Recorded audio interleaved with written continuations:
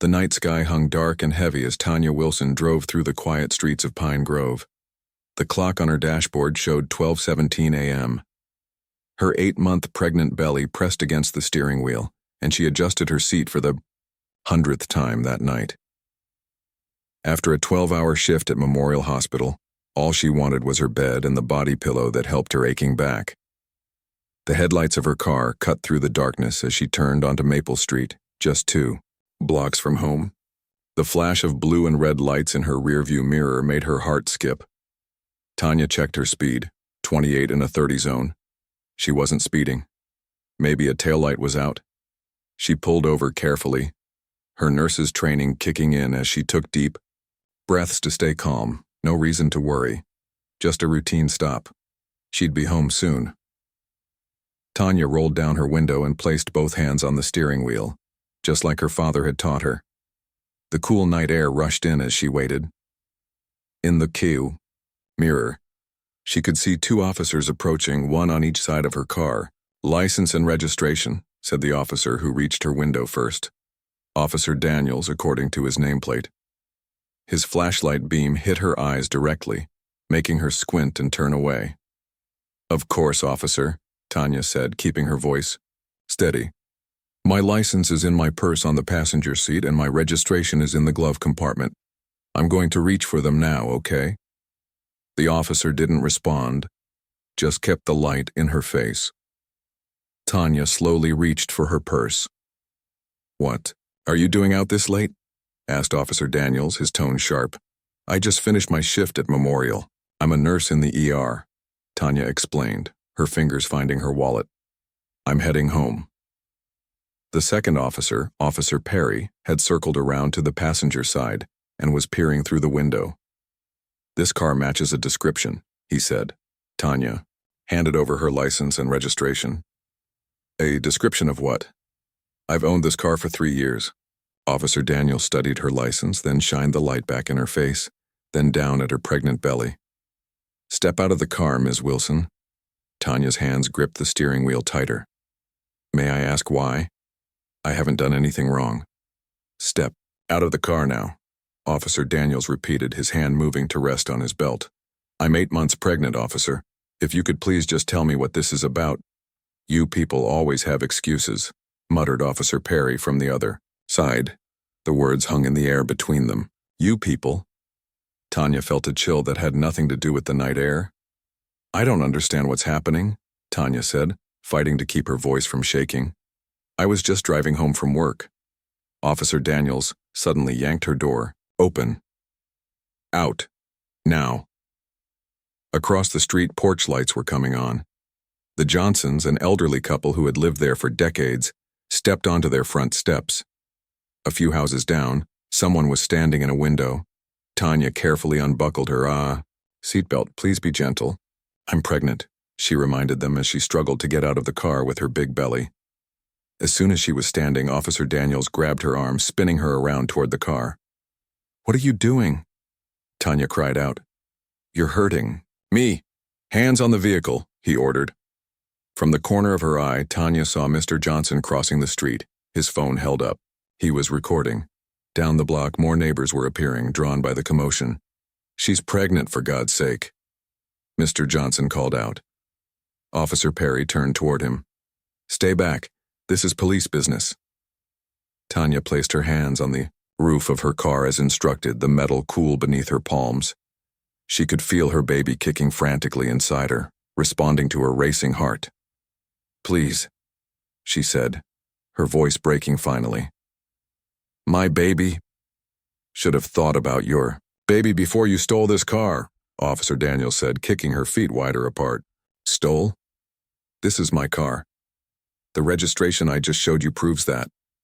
By now, at least 5 neighbors had gathered at a distance, most with phones recording. A young woman Tanya recognized from the corner coffee shop was on her phone, appearing to call someone. "Look at my hospital ID," Tanya pleaded.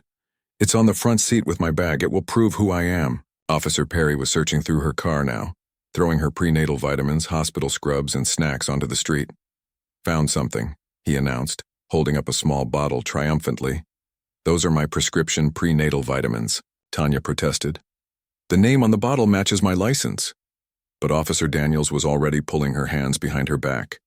The cold metal of handcuffs bit into her wrists. You're arresting me? For what? Tears spilled down Tanya's cheeks. Now, I'm a nurse. I was just driving home from work. More cars were stopping now. A local news van pulled up. Someone must have called them. The young reporter looked shocked as she took in the scene. A visibly pregnant woman in scrubs being handcuffed against a car. Hey, what are you doing to her? Someone shouted from the growing crowd. Disperse immediately! Officer Perry yelled back. Tanya felt a sharp pain across her abdomen and gasped. I think I'm having contractions, she managed to say. Please, I need medical attention. Officer Daniels ignored her, reading her rights mechanically while pulling her toward the police car. The crowd was growing louder now, phones, recording everything. Mrs. Johnson had joined her husband and was shouting, Her name is Tanya Wilson. She's a nurse at Memorial. She delivers babies, for heaven's sake. As they tried to push her into the back of the police car, Tanya locked eyes with the news reporter. Despite the fear and pain washing through her body, something steely formed in Tanya's core. She straightened her back as much as her pregnant belly would allow. My name is Tanya Wilson, she called out clearly, her voice carrying across the now silent street. I am a labor and delivery nurse at Memorial Hospital. I am 8 months pregnant and these officers are wrongfully arresting me. I have committed no crime. The news camera's light shone on her face as Officer Daniels roughly pushed her head down into the car. But it was too late. Everyone had heard her words. Everyone had seen what happened. As the police car pulled away, Tanya took deep breaths trying to calm her contractions. Through the window, she could see people already making calls, already organizing. Mr. Johnson was talking intensely with the reporter, showing her the video on his phone. This wasn't over, not by a long shot. As another contraction gripped her body, Tanya closed her eyes and made a promise to her unborn child. They picked the wrong mom to mess with, she whispered, and what happens next is going to change everything. The police station buzzed with late-night activity as they brought Tanya in.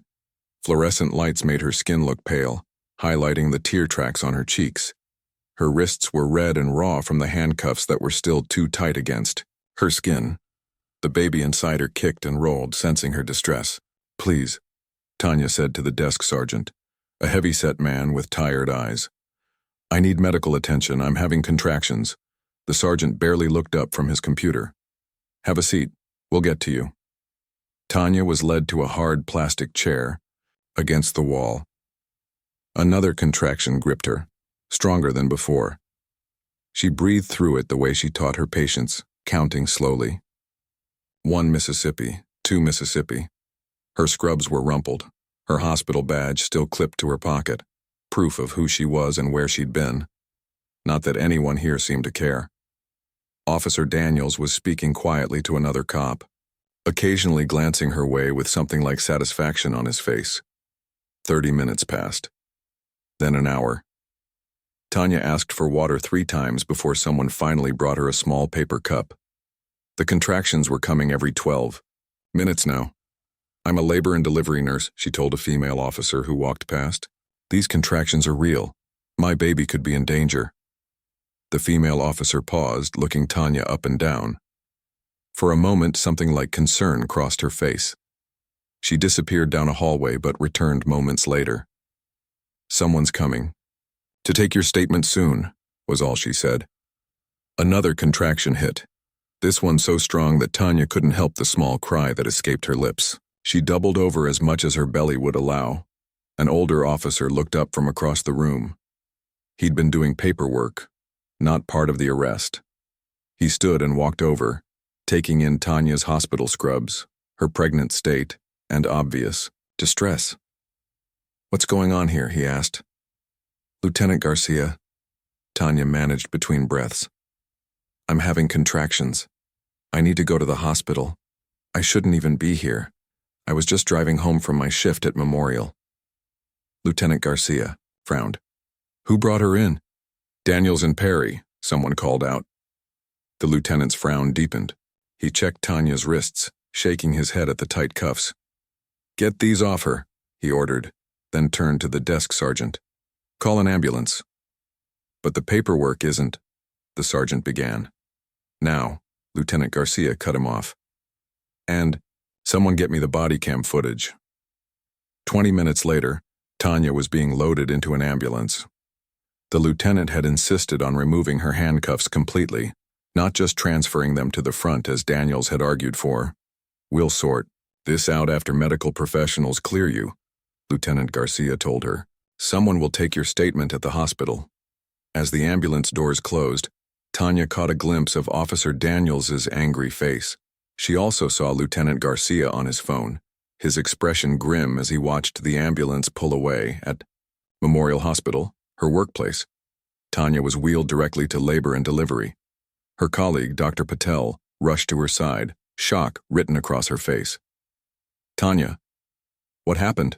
She asked, already checking Tanya's vitals. Between contractions, Tanya explained the night's events. With each detail, Dr. Patel's expression grew darker. This is outrageous, she said finally. I'm calling Rohan. Rohan Patel was Dr. Patel's husband and one of the best civil rights attorneys in the state. While nurses hooked Tanya up to monitors and started an IV to stop the contractions, Dr. Patel stepped outside to make the call. The monitors showed Tanya's baby was under stress. The on-call obstetrician ordered medication to stop the premature labor and steroids to help the baby's lungs develop, just in case. Your blood pressure is through the roof, the nurse said quietly. We need to get it down. Tanya nodded, trying to focus on her breathing, on staying calm for her baby. But her mind kept replaying the events. The flashlight in her eyes, the handcuffs, the cold cell. All because... Why? Because of what she looked like. Because they thought her car was... Too nice? The door opened and her sister Leah burst in, still wearing pajama pants under her coat. Oh my God, Tanya. Leah rushed to her side, tears streaming. Mrs. Johnson called me. She saw everything. It's all over social media already. Leah pulled out her phone and showed Tanya. Videos from multiple angles showed her arrest. In one clear shot, you could hear Officer Perry's "You people" comment. Another showed them ignoring her pleas about being pregnant.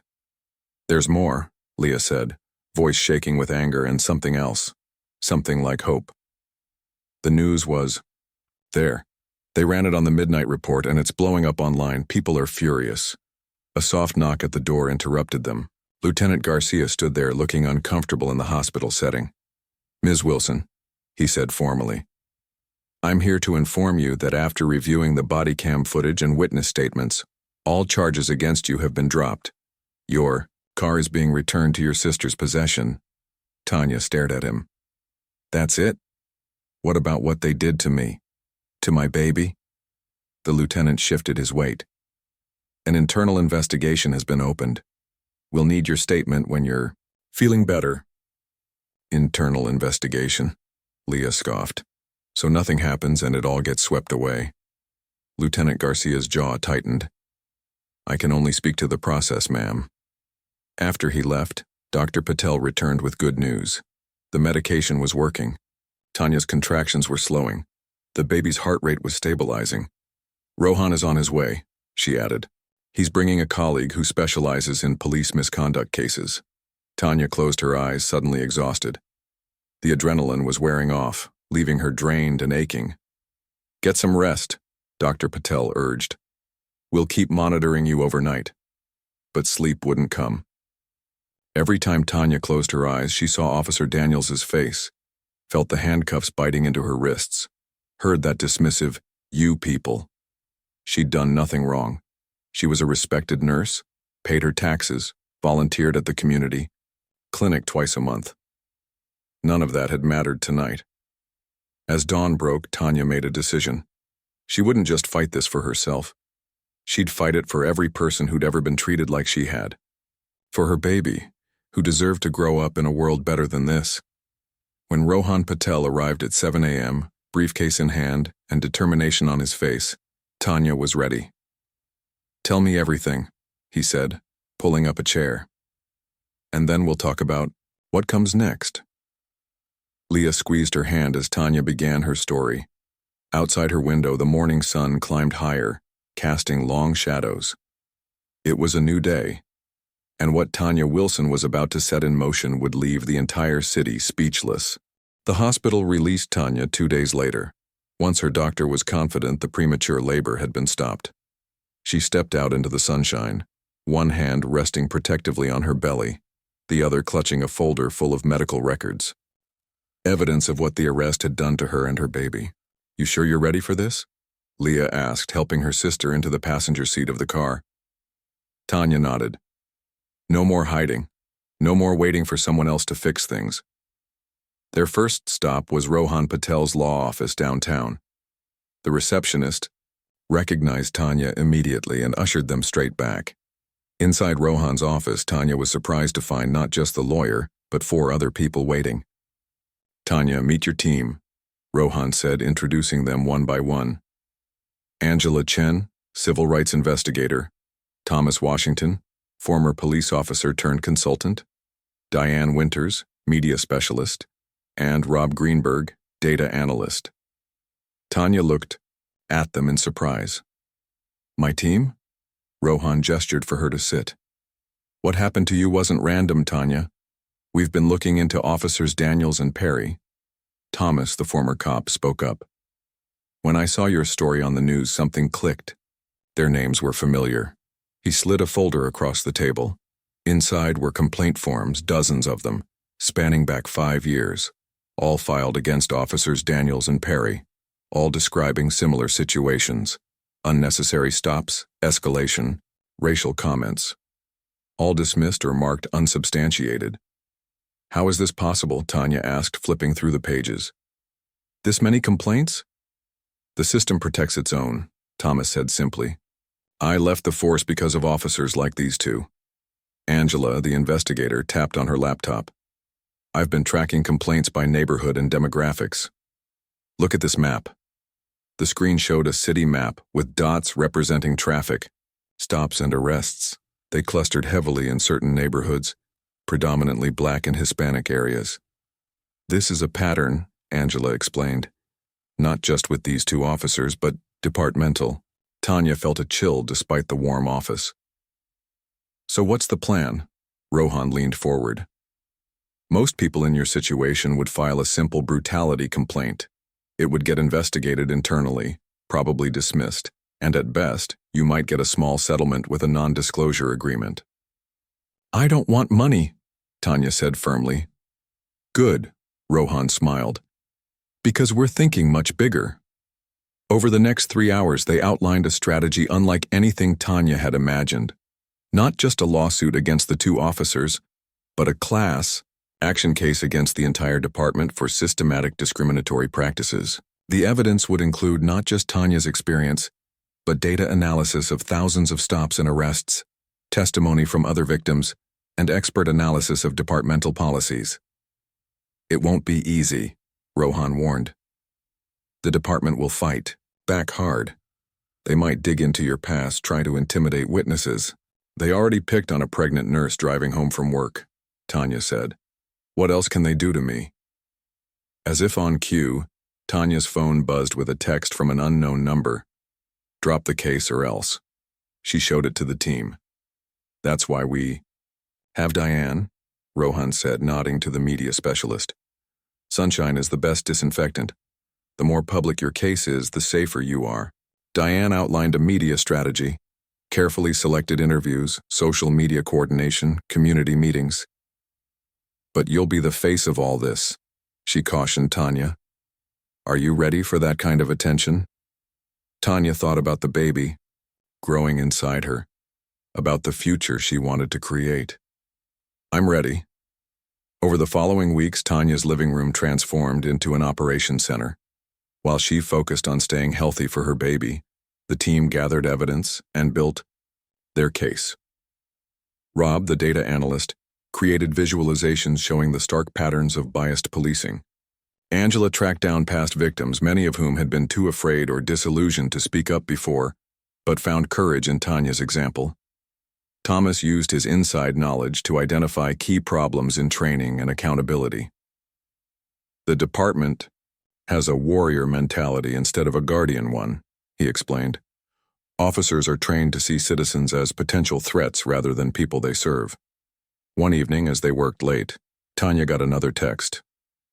"We know where your sister lives." Rohan immediately called Lieutenant Garcia, who'd been quietly supportive of their investigation. Within an hour, patrol cars were stationed outside both Tanya's and Leah's homes. "Someone's getting nervous," Thomas observed. The next morning, Diane arranged Tanya's first television interview. They chose a respected local reporter known for tough but fair coverage. "Just tell your story," Diane advised. "People respond to honesty." In the studio, under bright lights, Tanya told her story directly and clearly. No dramatics needed. The facts were dramatic enough. When the reporter asked why she was pursuing a class action instead of a personal settlement, Tanya's answer came straight from her heart. "This isn't about me getting a check. It's about making sure my child grows up in a city where the police protect everyone equally, where your name, your neighborhood, or the color of your skin doesn't determine how you're treated by the people sworn to serve and protect." The interview aired that evening. By morning, Tanya's phone was overloaded with messages from people sharing similar stories. The station's website crashed from traffic to the interview video. "It's working," Diane said, showing Tanya social media statistics. Justice for Tanya was trending nationwide. But the biggest surprise came when Officer Hernandez, the female officer from the night of Tanya's arrest, contacted Rohan asking to talk. They met in a quiet coffee shop across town. Officer Hernandez looked nervous, constantly checking over her shoulder. "I've been on the force 5 years," she began. "I've seen things, tried to ignore them, told myself it wasn't my problem." She slid a USB drive across the table. "But what they did to you, a pregnant woman, I can't be silent anymore." The drive contained internal emails, training materials, and unofficial guidelines for patrolling certain neighborhoods. The most damning were messages between Officers Daniels and Perry, joking about their tactics and specifically targeting drivers who looked too good for their neighborhood. As Tanya's due date approached, the case grew stronger.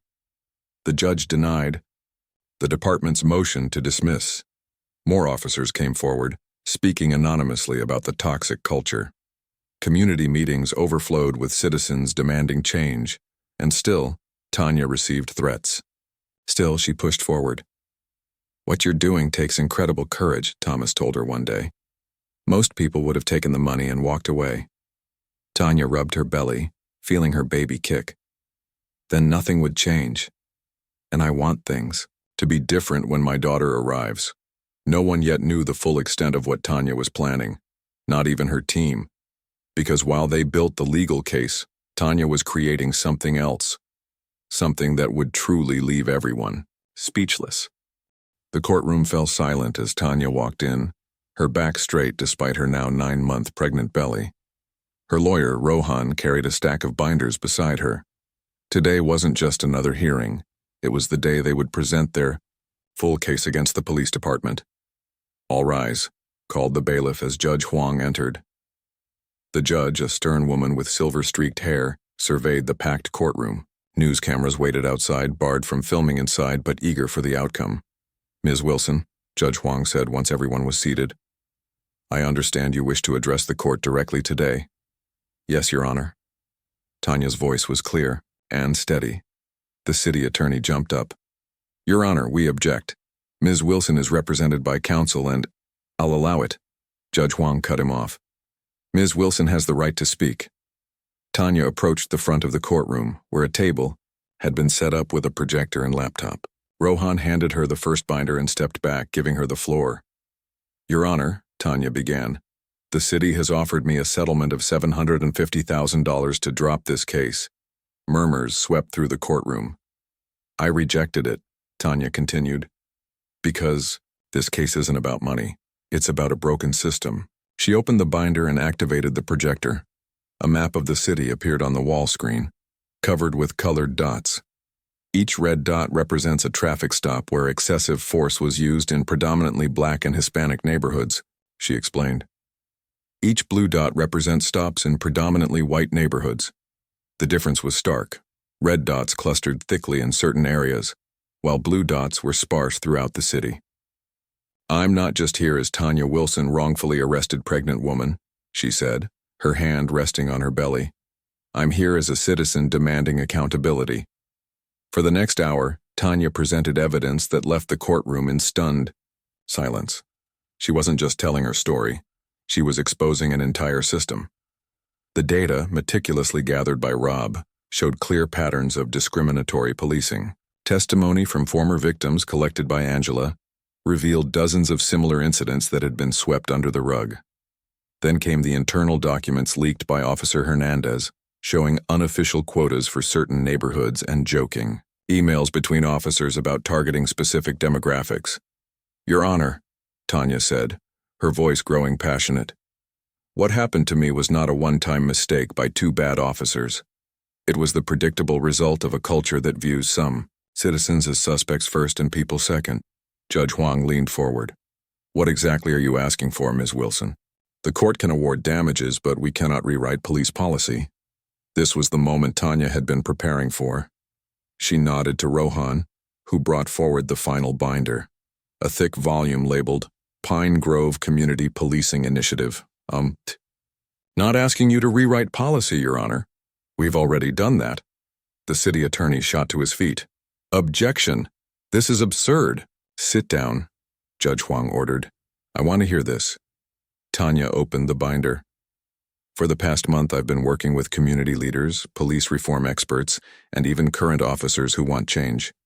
She glanced meaningfully at Lieutenant Garcia, sitting in the back row. Together, we've created a comprehensive reform proposal. She began outlining the plan. New training protocols focused on de-escalation, community oversight committees with actual power, body camera policies with real accountability, and recruitment efforts to build a force that reflected the community it served. The most important part, Tanya said, turning to a specific page, is the early intervention system. She explained how the system would track officer behavior patterns, use of force incidents, civilian complaints, even traffic stop, demographics, to identify problematic officers before situations escalated. If this system had been in place 5 years ago, Tanya said, Officers Daniels and Perry would have been flagged after their third complaint. Instead, they were allowed to continue until they handcuffed a pregnant woman and put her and her baby at risk. As she spoke, Tanya noticed something unexpected. The city attorney was actually taking notes. Several city council members in attendance were nodding. Lieutenant Garcia had a small smile on his face. We're not asking the department to admit fault, Tanya concluded. We're offering them a path forward, a way to protect and serve everyone equally. Judge Huang studied Tanya for a long moment. You've put considerable work into this, Ms. Wilson, but what makes you think the department would implement these changes? Tanya had been waiting for this question. She nodded to Diane, who opened the courtroom doors. In walked Chief Williams, the head of the police department, accompanied by several high-ranking officers and the mayor. The courtroom erupted in whispers. With the court's permission, Chief Williams said, approaching the bench, we'd like to respond to Ms. Wilson's proposal. Judge Huang, looking surprised, nodded. The chief turned to face the courtroom. When this case first came to my attention, I saw it as an attack on our department. I was prepared to fight it every step of the way. He paused, looking directly at Tanya. But as evidence mounted, I couldn't ignore the truth. There are serious problems in how we police this city, problems I should have addressed long ago. He held up a copy of Tanya's reform plan. My team has reviewed this proposal extensively. It's thoughtful, practical, and necessary, which is why, with the mayor's support, we're prepared to adopt it in full. The courtroom exploded with noise. Reporters outside began frantically calling their newsrooms. The judge banged her gavel repeatedly for order. Furthermore, the chief continued when quiet returned, Officers Daniels and Perry have been terminated, effective immediately, and I'm establishing an independent review of all complaints filed against our department in the past 5 years. Tanya felt tears spring to her eyes. This was more than she'd dared hope for. Judge Huang looked between Tanya and the chief. Are you proposing a settlement agreement? Rohan approached the bench. We're proposing a consent decree, Your Honor. The reforms would be implemented under court supervision to ensure compliance. The city attorney conferred briefly with the chief and mayor before nodding. The city agrees to these terms. And Ms. Wilson's personal damages? Judge Huang asked. Tanya stepped forward. Any personal damages awarded to me will go to establish a community foundation to monitor the reforms and provide support for victims of police misconduct. A sudden hush fell over the courtroom. No one had expected this. Judge Huang actually smiled. Ms. Wilson, in my 30 years on the bench, I have never seen anything quite like this. You took a personal injustice and transformed it into meaningful change. She turned to the court clerk. Schedule a hearing for next week to finalize the consent decree. I'll want regular progress reports. As the courtroom began to empty, reporters rushed to capture reactions. The chief approached Tanya, extending his hand. I underestimated you, Ms. Wilson. Tanya shook his hand firmly. Most people do. That's their mistake. Outside, a crowd had gathered, having heard the news.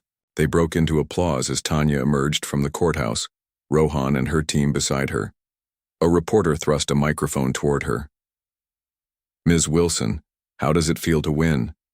Tanya looked into the camera, knowing her words would reach far beyond. Pine Grove. This isn't a win for me, she said. It's a beginning for all of us. As cameras flashed around her, Tanya felt her baby kick strongly, as if in agreement. The future they would share looked brighter already. 3 years passed in what felt like the blink of an eye. Tanya stood in the bright morning sunshine, watching her daughter Zoe chase butterflies across the lawn of the newly built Pine Grove Community Policing Center. The little girl's laughter rang out, carefree and joyful. Hard to believe she's already walking and talking, said Lieutenant Garcia, now Captain Garcia, as he joined Tanya by the refreshment table. Feels like just yesterday we were all in that courtroom. Tanya smiled, watching her daughter. Some days it feels like a lifetime ago, other days she didn't need to finish. They both remembered how intense those days had been after the court hearing. The consent decree had been signed with much fanfare, but the real work came afterward. Implementing the reforms hadn't been easy. There had been resistance, foot-dragging, and even a few attempts to water down the changes. But Tanya had stayed involved every step of the way. The foundation she created with her settlement money, the Justice Forward Foundation, had made sure the city kept its promises. 5 minutes until the ribbon cutting, called Diane, now the foundation's communications director. In the years since the case, she'd become one of Tanya's closest friends. People were gathering near the front entrance of the new center. Community members, police officers in uniform, city officials, and reporters. This building, with its glass walls and open design, was the physical embodiment of everything they'd fought for. Half of it housed police offices with community meeting rooms where officers and residents could talk openly. The other half contained social services, job training, youth programs, and mental health resources. Ms. Wilson, can we get a photo? Called a reporter from the local paper. Tanya nodded and picked up Zoe, who immediately started playing with her mother's earrings. The cameras clicked away, capturing mother and daughter in front of the building that bore the words, Community First, above its entrance. Chief Williams approached, his uniform crisp. He'd surprised everyone by embracing the reforms wholeheartedly, once he'd committed to them. Everything ready for the ceremony, he asked. Just about, Tanya replied. How are the new recruits settling in? 28 graduated from the academy last week, he said proudly. Most diverse class we've ever had, and every single one of them has gone through the new training program you helped design. The training program was one of Tanya's proudest achievements. It emphasized de-escalation, community engagement, and recognition of implicit bias. Every officer, new or veteran, had to complete it. Excuse me, Ms. Wilson?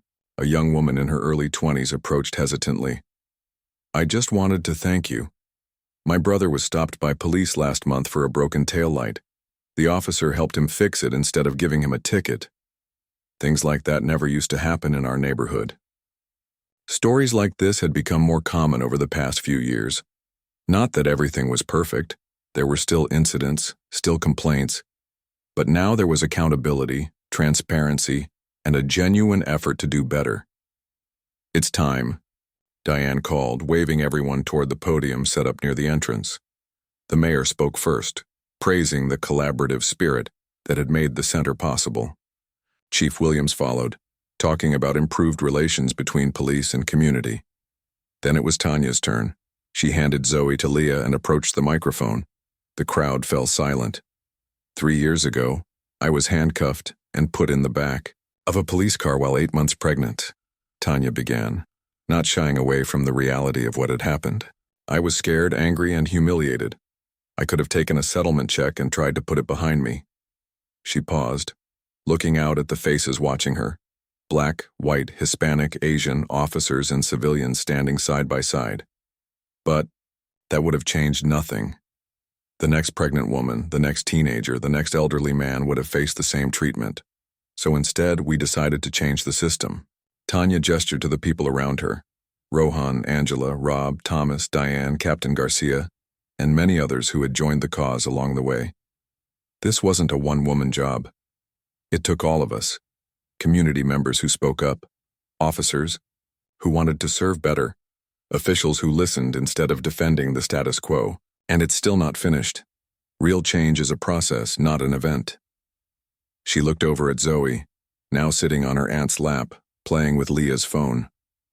I did this because I wanted my daughter to grow up in a world where she's seen as a person, first, not a suspect, where her rights matter, where she can trust those sworn to protect her. Tanya unfolded a piece of paper. I'd like to share something with you. These are the latest statistics from our independent review board. She read out the numbers. Complaints down 60%, use of force incidents down 75%, community trust ratings up 50%, crime rates slowly but steadily declining as community engagement increased. But the numbers only tell part of the story, Tanya continued. The real change is in the day-to-day interactions, the small moments that don't make headlines. From the crowd, people began to call out examples. Officer Jackson helped my son apply for college. I actually wave at patrol cars now instead of feeling nervous. The block parties with the officers actually feel genuine.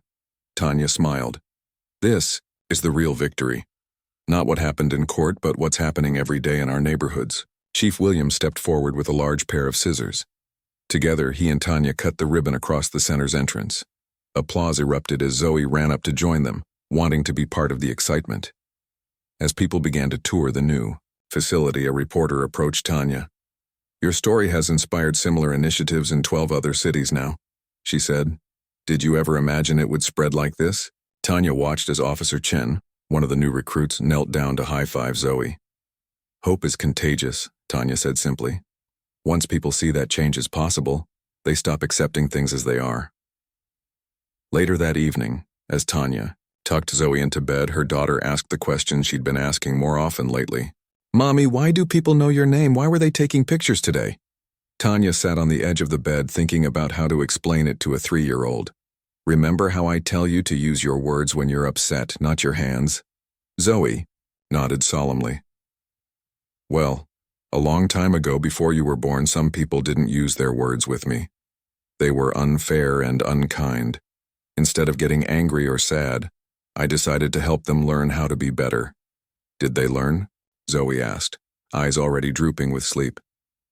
Tanya smiled, brushing her daughter's curls back from her forehead. Some of them did. And we're helping more people learn every day. As Zoe drifted off to sleep, Tanya stood by the window looking out at the city lights. The journey wasn't over. Real change never was. There would be setbacks, new challenges, work still to be done. But standing there, watching over her sleeping child, Tanya felt something that had been in short supply. That night 3 years ago, hope. Not naive hope, but the hard-earned kind built on work and persistence and the belief that people, when given the chance, could be better than their worst moments. That was the real story. Not that 2 racist cops had attacked a pregnant woman, but what she and an entire community had built from that dark moment. A future worth fighting for, one day at a time.